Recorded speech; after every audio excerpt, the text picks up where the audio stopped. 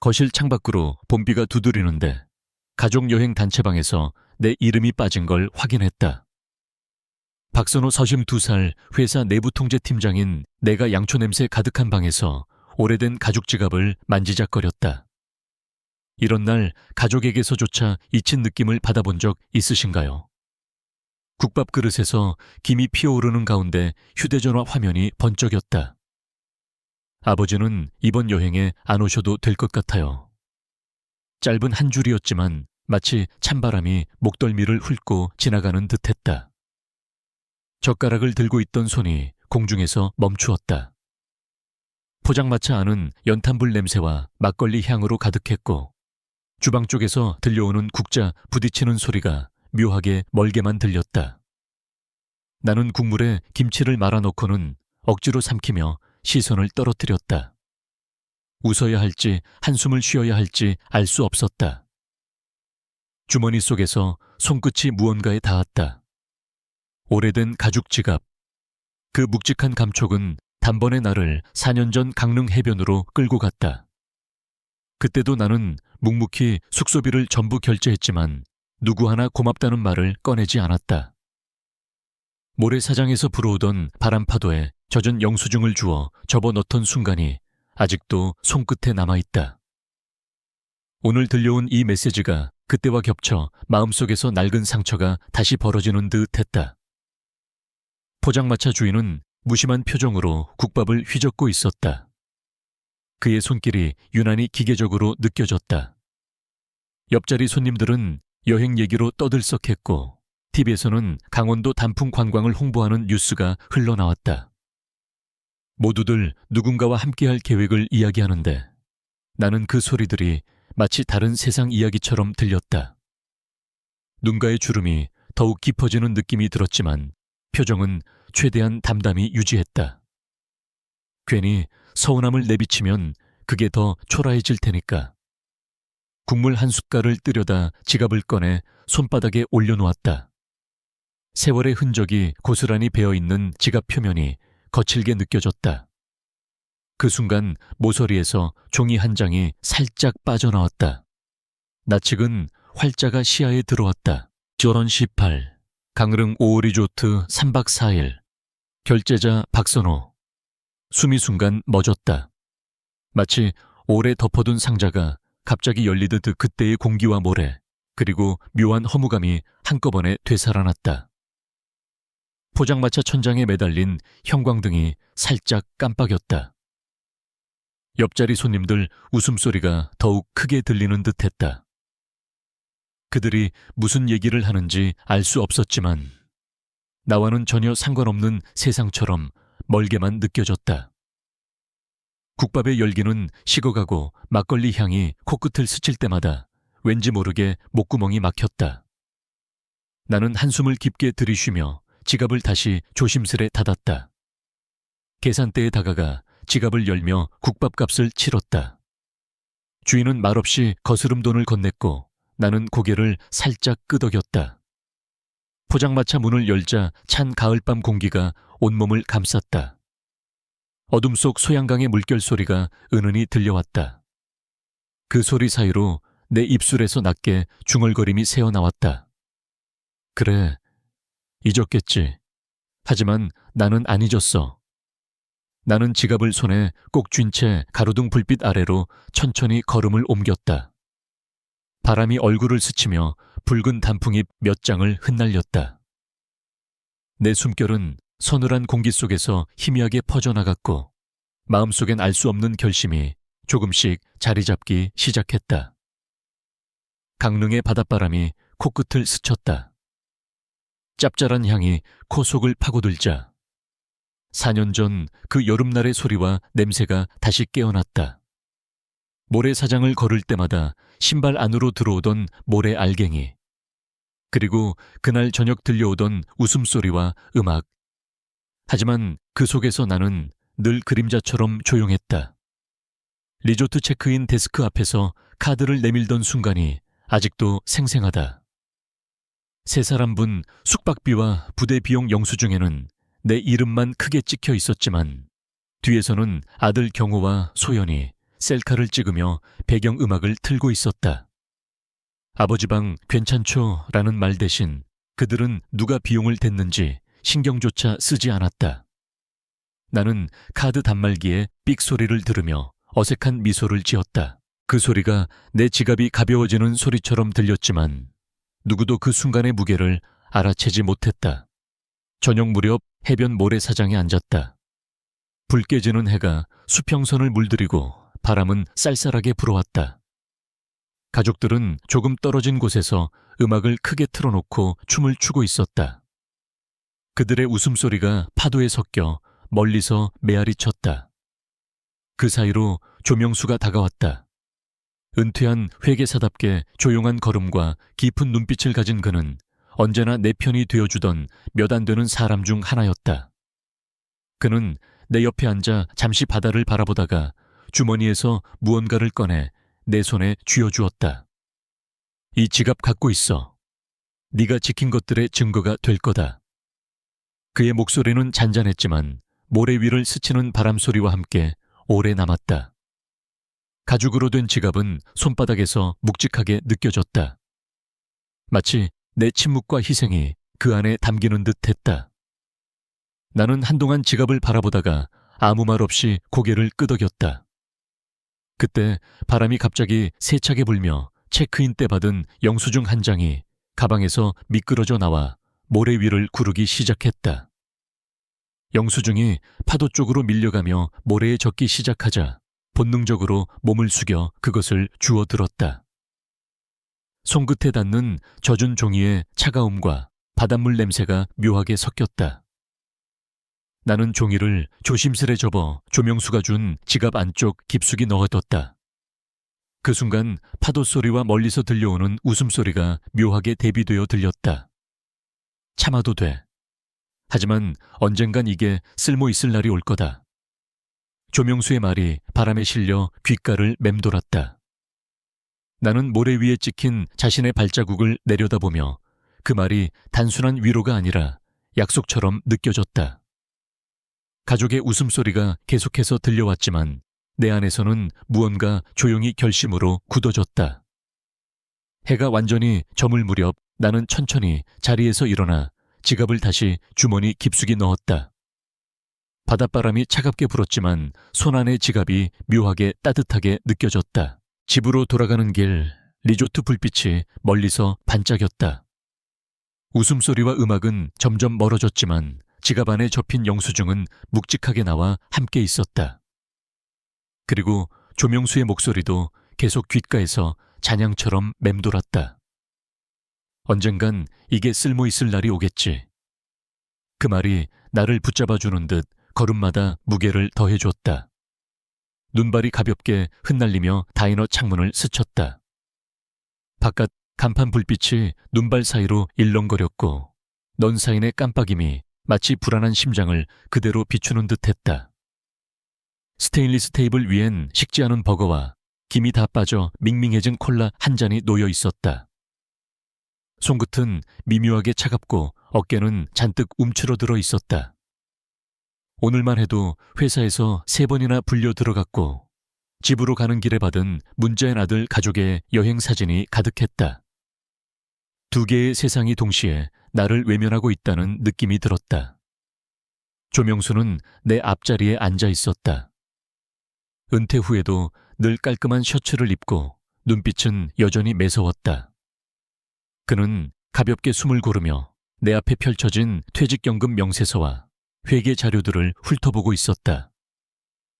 나는 콜라잔을 잡았다가 김 빠진 탄산향에 입술을 한 번 더 다물었다. 이거 진짜로 조작된 거 맞죠? 목소리가 생각보다 작게 나왔다. 조명수는 고개를 끄덕이며 페이지 한 장을 내 앞으로 밀었다. 봐, 이 부분. 숫자들이 의도적으로 이동됐어. 자금을 빼돌리려는 흔적이지. 네가 이런 증거들을 모아두지 않으면 아무도 믿지 않을 거다.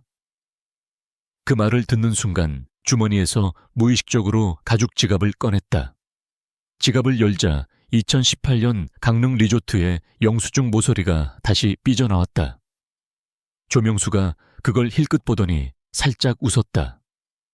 그 지갑 그냥 돈 넣는 용도가 아니라 네가 살아온 걸 기록하는 상자 같네. 가치 있는 것들은 꼭 지켜야 한다.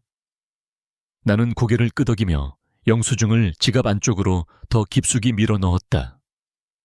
그 작은 종이 한 장이 지금 내 앞의 숫자들과 묘하게 연결되는 기분이 들었다. 나를 증명해 줄 것들이 모두 이 작은 가죽 안에 들어있다는 생각이 스쳤다. 잠시 후 내 휴대전화가 진동했다. 화면에는 회사 관리자 이름이 떠 있었다. 전화를 받자 그의 목소리는 낮고 무겁게 깔렸다. 박선임, 이건 그냥 묻어두는 게 좋을 거요. 자리 보장해 줄 테니 보고서 같은 건 더 이상 만들지 말아요. 말투는 친절했지만 숨겨진 위협이 또렷했다. 전화를 끊자마자 다시 진동이 울렸다. 이번엔 문자였다. 이 일 입 다물면 자리 보장. 짧은 문장에 손이 미세하게 떨렸다. 콜라잔을 쥐던 손이 흔들리며 잔 속의 탄산이 거의 없는 액체가 미묘하게 파문을 일으켰다. 조명수는 그런 나를 조용히 바라보다가 버거를 한 입 베어 물고는 낮게 말했다. 너 이렇게 회사 지켜주는 사람인데 가족한테도 네가 어떤 사람인지 보여줄 날이 와야지. 언젠가는 숨기지 말고. 그의 목소리는 파도처럼 잔잔했지만 귓속에 깊게 스며들었다. 그 말을 들으며 나는 지갑을 한 번 더 꼭 쥐었다. 회사와 가족 두세 개에서 잃어버린 자리를 되찾기 위해 지금 내 손에 쥔 것들을 끝까지 지켜야겠다고 마음속으로 다짐했다. 다이너 창밖으로 눈발이 더 굵어졌다. 네온 사인 불빛은 여전히 흔들렸고 그 속에서 내 숨결이 창유리에 서리처럼 번졌다. 언젠가 이 눈보라 너머에서 진실을 꺼내놓을 때가 오리라는 생각을 안고 나는 식어버린 버거를 한 입 베어 물었다. 부엌 형광등이 은은하게 깜빡였다. 한밤중 고요한 집안에 카톡 알림음이 울리며 파란 화면빛이 방안을 채웠다. 메시지를 열자 짧은 문장이 눈에 박혔다. 이번 여행은 젊은 사람들만. 손끝이 잠시 굳었다. 그 문장을 읽고 있는 동안 부엌 창밖으로는 소양강 위로 가을비가 잔잔하게 내리고 있었다. 빗방울이 처마 끝을 두드리는 소리가 유난히 선명하게 들려왔다. 식탁 위에는 깨진 커피잔이 있었다. 금이 간 부분을 투명 테이프로 붙여놓고 그 안에 식은 커피가 절반쯤 남아 있었다. 나는 그 잔을 조심스레 집어들며 시선을 옆으로 돌렸다. 책상 위에는 오래된 가죽 지갑과 함께 2018년 강릉 리조트의 영수증이 펼쳐져 있었다. 종이 가장자리가 약간 말려 있었고 손끝으로 살짝 문지르자 종이에 거친 감촉이 느껴졌다. 이 작은 조각들이 나를 증명할 유일한 무기가 될 수 있다는 생각이 스쳤다. 노트북 화면을 열자 푸른빛이 방안을 채우며 형광등보다 더 선명한 그림자를 드리웠다. 화면에는 가족 단체방에 올라온 여행 사진들이 줄지어 떠 있었다. 경호와 소연, 그리고 프리다가 웃고 있는 모습. 내 이름이 없는 그 웃음 속에서 묘하게 차가운 서늘함이 가슴을 스쳤다. 그때 화면 한쪽에 영상통화 요청이 떴다. 조명수였다. 박선호, 또 그 표정이군. 그의 목소리는 늘 잔잔했지만 오늘은 조금 더 낮게 깔려 있었다. 나는 노트북 카메라 앞에서 억지로 미소를 지으며 대답했다. 괜찮습니다. 이제는 익숙하니까요. 조명수는 고개를 저었다. 괜찮은 얼굴이 아니야. 지갑과 영수증, 그리고 네가 모아둔 자료들. 이제 써야 할 때다. 가족에게도 회사에도. 감정으로 부서지기 전에 사실로 움직여. 그의 목소리가 비 오는 밤 공기와 섞여 묘하게 따뜻하게 들렸다. 나는 화면을 바라보다가 깨진 커피잔을 다시 들어 올렸다. 커피의 쓴맛이 혀끝을 스치며 잔의 금이 손가락 끝으로 느껴졌다. 테이프로 붙여진 경계선을 따라 엄지로 천천히 쓸며 낮게 중얼거렸다. 부서져도 붙일 수 있지. 관계도. 말이 입술을 떠나자 잔 위로 맴돌던 김이 천천히 사라졌다. 노트북 화면에 가족여행 사진들이 다시 떠오르고 내 손이 잠시 멈췄다. 사진 속의 웃음과 내 방의 고요함 사이에는 깊은 간극이 있었다. 형광등 불빛이 다시 한번 깜빡였다. 나는 깊게 숨을 들이쉬며 영수증을 스캐너 위에 올려놓았다. 스캔 버튼을 누르며 아주 조용히 혼잣말을 흘렸다. 이젠 보여줄 때다. 빗소리와 스캐너에 낮은 기계음이 겹쳐 부엌 안에 묘한 긴장감을 남겼다. 나는 지갑과 영수증을 한 번 더 확인하고 천천히 노트북을 닫았다. 바깥의 가을 빗소리가 더 크게 들리며 밤은 더욱 깊어졌다. 봄비가 창문을 두드리는 소리가 거실을 가볍게 울렸다. 촛불에서 나는 달콤하면서도 약간 텁텁한 냄새가 코끝을 찔렀다. 조명은 은은하게 낮춰져 있었고 벽에는 유화 풍경화들이 가지런히 걸려 있었다. 하지만 이 따뜻해 보이는 공간 속에서 나는 숨을 고르고 있었다. 오늘은 말해야 할 순간이었다. 거실 한가운데 네 사람이 원형으로 앉아 있었다. 경호는 팔짱을 끼고 고개를 약간 젖힌 채 입술을 굳게 다물고 있었다. 눈빛은 초조했지만 자존심 때문에 더 단단해 보였다. 소연은 무릎 위에 손을 가지런히 올려놓았지만 시선은 바닥을 향한 채로 입술이 살짝 굳어 있었다. 프리다는 촛불 옆 의자에 앉아 고개를 약간 치켜쓴 채 시큰둥한 표정을 지었다. 내가 말을 꺼내기 전에 그녀가 먼저 날카롭게 던졌다. 선호 씨, 솔직히 말해서 가족 행사마다 따라다니시면서 실제로 기여하신 게 있나요? 이번 여행은 기여 없는 사람은 빠져야죠. 양초 냄새가 갑자기 더 진하게 느껴졌다. 나는 깊게 숨을 들이쉬고 옆에 놓인 가죽 지갑을 천천히 테이블 위로 올렸다. 지갑 안쪽에서 2018년 강릉 리조트 영수증의 모서리가 살짝 삐져나왔다. 빗소리와 함께 종이의 거친 질감이 손끝에 닿았다. 나는 지갑을 열어 그 영수증을 조심스럽게 꺼내 테이블 중앙에 놓았다. 이게 뭔지 혹시 기억나십니까? 목소리를 최대한 차분히 유지하며 물었다. 경호가 눈썹을 찌푸리고 고개를 갸웃했다. 프리다는 시선을 피하듯 촛불을 바라봤다. 소연만이 영수증을 집어들고 활자 위를 조심스럽게 따라 읽었다. 2018 강릉 5호 리조트 3박 4일 결제자 박선호. 내 이름이 또렷하게 발음되는 순간 방 안의 공기가 묘하게 바뀌었다.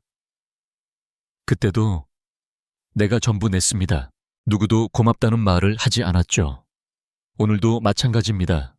여행에서 제 이름을 지우고 이유조차 없이 기여가 없다고 말하셨습니다. 하지만 기록은 거짓말을 안 합니다. 나는 손가락으로 영수증의 모서리를 톡톡 두드리며 말했다. 말이 길지 않았지만 방 안의 침묵은 더 길게 이어졌다. 빗소리가 유리창을 두드리는 소리만이 공간을 메웠다. 프리다가 천천히 입술을 열었다. 그땐 몰랐어요. 목소리가 낮게 떨렸다. 그녀는 시선을 영수증에서 떼지 못했다. 경호는 입술을 앙다물고 시선을 벽에 걸린 풍경화로 돌렸다. 촛불의 불빛이 그의 얼굴을 비추며 미묘한 그림자를 드리웠다. 내 속에서 묘한 안도감과 허탈감이 동시에 밀려왔다. 나는 최대한 표정을 읽히지 않도록 숨을 가다듬었다. 양초 향이 다시 코끝을 스치고 빗방울 소리가 더 크게 들리기 시작했다. 그때 경호가 갑자기 자리에서 벌떡 일어났다. 의자 다리가 바닥을 긁으며 날카로운 소리를 냈다. 아버지, 이렇게까지 우리 망신 주고 싶은 겁니까? 그의 목소리가 낮았지만 억눌린 분노가 묻어났다. 방 안의 공기는 더 차갑게 식어갔다. 촛불이 미세하게 흔들리며 그림자들이 벽을 따라 춤을 췄다. 나는 아무 대답도 하지 않고 지갑 위에 손을 올린 채 그를 바라봤다. 창밖의 빗소리가 더 세게 들려왔다. 마치 이 작은 거실을 둘러싼 세상마저 숨죽이고 있는 듯했다. 교회 종소리가 났고 묵직하게 울리자 강당을 메우던 PTA 회원들의 잡담이 잦아들었다. 오래된 나무 의자가 삐걱이며 사람들의 시선이 모두 앞으로 모였다. 강당 안에는 커피 향이 은은히 퍼져 있었고 오후 햇살이 스테인드 글라스 창을 통과해 바닥에 붉고 푸른 무늬를 그렸다. 나는 무대가 아니라 사람들 사이에 앉아 있었지만 오늘은 나를 향한 시선이 묘하게 따뜻했다. 회의 시작 전 휴대전화가 진동했다.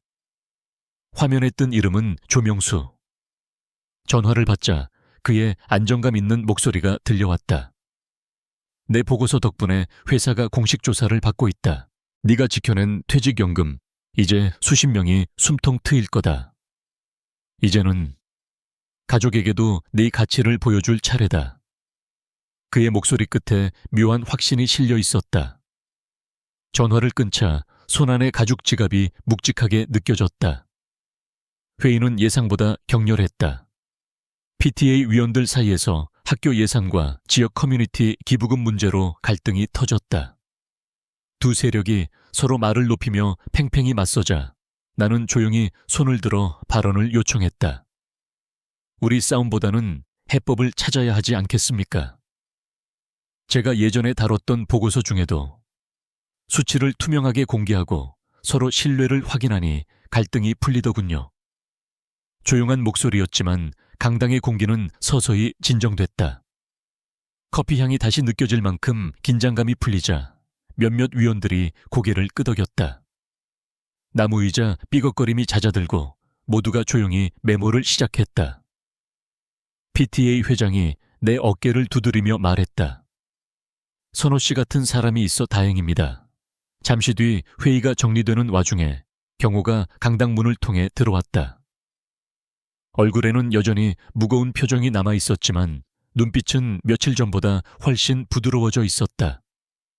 그는 내 앞에 와서 서성이다가 입술을 열었다. 아버지, 저 이제야 알겠어요.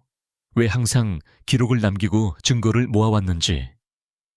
나는 잠시 그를 바라보다가 손에 들고 있던 가죽 지갑을 천천히 펼쳐 그에게 건넸다. 지갑 안에는 오래된 영수증과 메모 내가 걸어온 길의 흔적들이 고스란히 담겨 있었다. 경호야, 기억해라. 가치는 그냥 생기는 게 아니다. 지키는 거다. 네가 앞으로 뭘 하든 이걸 잊지 마라. 지갑을 건네는 순간 교회 종소리가 다시 울렸다. 경호는 지갑을 두 손으로 조심스럽게 받아들고 고개를 깊게 숙였다.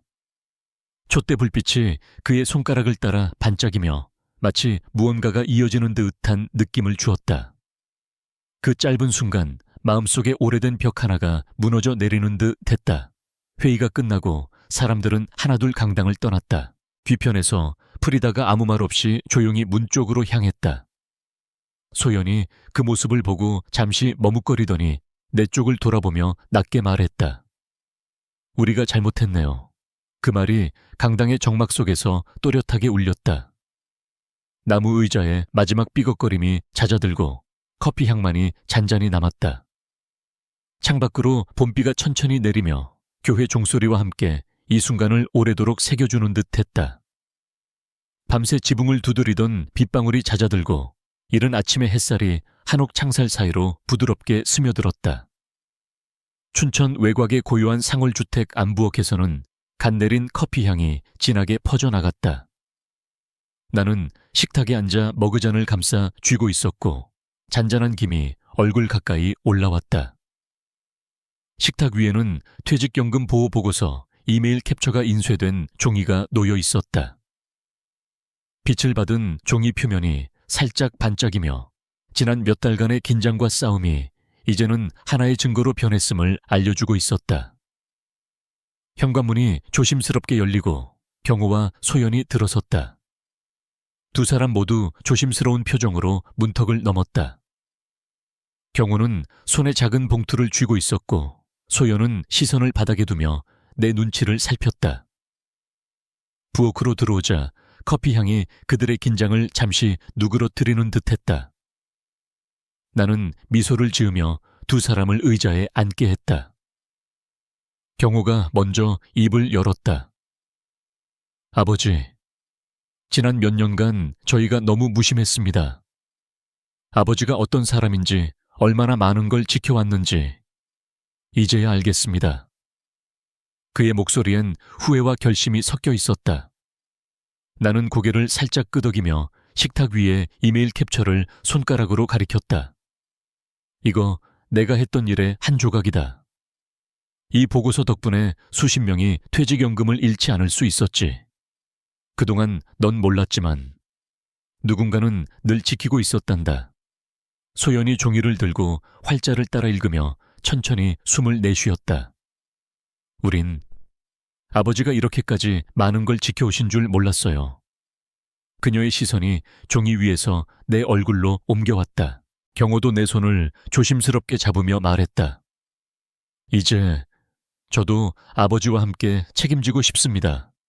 그냥 아버지한테 기대는 게 아니라 같이 뭔가를 만들어 가고 싶어요. 나는 잠시 숨을 고르며 벽 선반 위에서 빛을 받고 있는 가죽 지갑을 바라보았다. 지갑 표면에 마모 자국이 햇살 속에서 부드럽게 빛났다. 그 안에는 지난 몇 해의 증거와 기억들이 고스란히 담겨 있었다. 그래, 우리 셋이서 은퇴자와 가족들을 위한 재단을 만들자. 우리가 겪은 것들을 다른 사람들이 겪지 않도록 말이다. 경호가 고개를 끄덕이며 봉투를 내밀었다. 안에는 작은 기부 증서와 그의 첫 번째 자금이 담겨 있었다.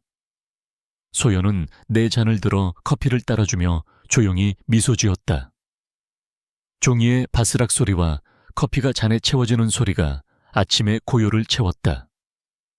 창밖에서는 밤새 내리던 빗물이 여전히 낙숫물로 떨어지고 있었다. 햇살이 부엌 창가를 비추자 벽 선반 위 지갑이 한층 더 빛을 받아 반짝였다. 그 빛이 세 사람의 얼굴에 닿으며 마치 새로운 시작을 약속하는 듯했다. 우리가 지켜야 할 가치는 잊히지 않습니다. 내 목소리가 강당 안을 가득 메웠다. 마이크를 통해 퍼져나간 울림이 천장에 닿아 부드럽게 돌아왔다. 무대 앞줄에는 국화 꽃다발들이 놓여 있었고 창문 틈으로 스며든 가을바람이 꽃잎을 살짝 흔들었다. 교회 강당 안은 가을 햇살과 조명 아래에서 따뜻한 빛으로 가득했고 사람들의 숨결조차도 잔잔하게 느껴졌다. 내 앞에 연단 위에는 광이 나는 가죽 지갑이 놓여 있었다. 조명이 지갑 표면을 스치며 부드럽게 반짝였다. 첫 줄에 앉아있는 조명수가 고개를 살짝 끄덕이며 미소를 보냈다. 그 시선에 마음이 조금 풀리면서 마이크 앞에 선 나 자신이 한결 가벼워졌다. 이 자리에 서기까지 참 많은 시간이 걸렸습니다. 몇 년 전만 해도 저는 가족여행 명단에서 제외된 아버지였죠. 청중 사이에서 잔잔한 웃음이 터져 나왔다. 나 역시 입가에 옅은 웃음을 머금으며 말을 이어갔다.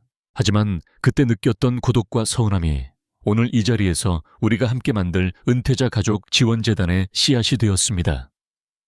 우리가 지켜야 할 것들은 때로는 보이지 않지만 반드시 누군가의 삶을 바꾸죠. 무대 아래에서 경호와 소연이 내 말을 듣고 있었다. 두 사람 모두 자부심이 깃든 눈빛으로 고개를 끄덕였다. 지역 주민들과 PTA 멤버들도 따뜻한 시선으로 내게 집중하고 있었다. 강당 안을 채운 국화향과 가을바람이 사람들의 숨결과 함께 자연스럽게 섞여들었다. 연설을 마치자 강당 안이 큰 박수로 가득 찼다. 나무 의자들이 박수 소리와 함께 가볍게 흔들렸고 몇몇 사람들은 자리에서 일어나 손뼉을 쳤다. 그때 경호가 무대 위로 올라왔다. 그는 아무 말 없이 나를 끌어안았다. 순간 조명수의 박수 소리가 다른 이들의 환호와 겹치며 강당을 울렸다. 그 모든 소리가 마치 긴 세월을 지나온 여정을 축복하는 듯했다. 나는 아들의 등을 가볍게 두드리며 포옹을 풀었다. 연단 위의 지갑이 다시 시선에 들어왔다. 그동안 수많은 영수증과 종이 조각을 품고 있었던 지갑은 이제 비어 있었지만 여전히 묵직한 존재감을 풍기고 있었다. 그 표면의 작은 상처들마저도 조명 아래에서 은은한 광택으로 바뀌어 보였다. 나는 지갑을 손끝으로 살짝 쓰다듬으며 마이크가 꺼진 뒤 조용히 속삭였다. 이제 남은 건 지켜줄 사람들을 더 늘리는 거지. 국화향이 한층 짙어지고 가을바람이 창문 사이로 더 크게 스며들었다.